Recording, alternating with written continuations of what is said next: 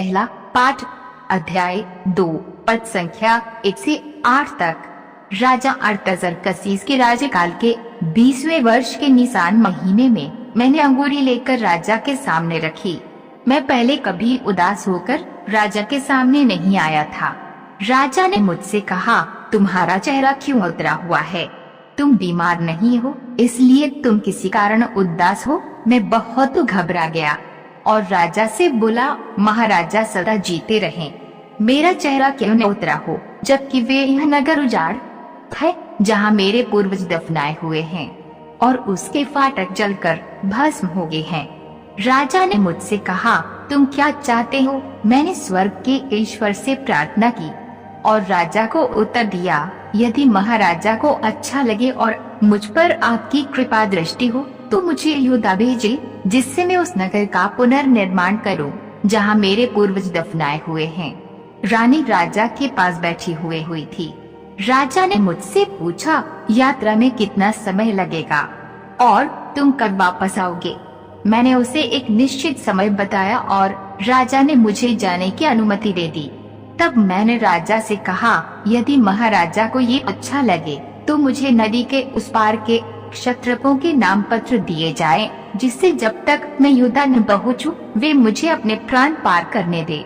मुझे राज के वन अध्यक्ष आसाफ के नाम भी एक पत्र दिया जाए। उसमें मुझे लकड़ी देने का आदेश लिखा हो, जिससे मैं मंदिर के निकटवर्ती गढ़ के फाटक, नगर की 4 दीवारी और अपने रहने का घर बनवा सकूं। राजा ने मेरा निवेदन स्वीकार किया, क्योंकि मुझे अपने ईश्वर की कृपा दृष्टि प्राप्त थी। यह प्रभु की वाणी है। सुसमाचार संत लूकस अध्याय 9 पद संख्या 51 से 56 तक।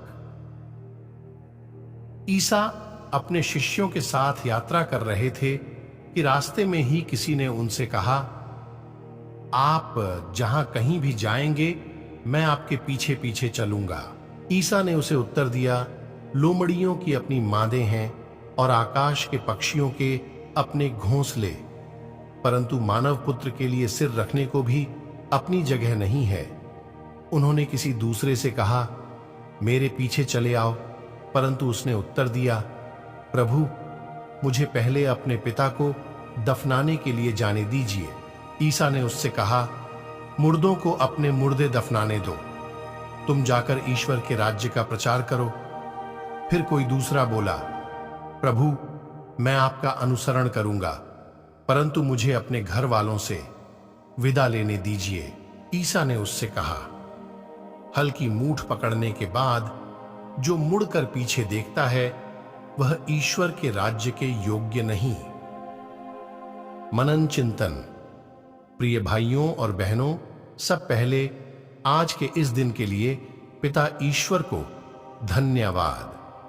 आज का सुसमाचार यीशु का अनुसरण करने की प्राथमिकता निर्धारित करता है। आज के सुसमाचार में पाया जाने वाला व्यक्ति पारिवारिक दायित्वों के कारण प्रभु का अनुसरण करने और अपने मिशन की शुरुआत करने में देरी की।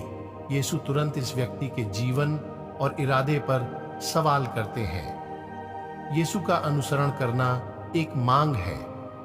पहली चीज यह है कि आप अपनी सारी संपत्ति छोड़कर अपने सभी संसाधन उसे समर्पित कर दें। यदि हम उनका अनुसरण करना चाहे तो हमारे शिष्यत्व को वैराग्य, ध्यान और अनुशासन की आवश्यकता होगी। एक जीवन जो मसीह के करीब चलता है उसे कठिनाइयों का अनुभव होगा।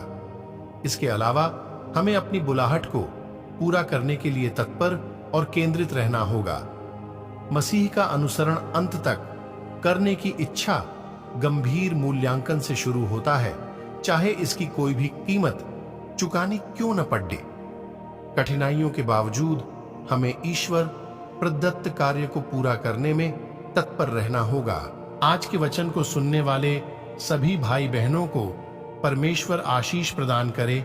आमीन।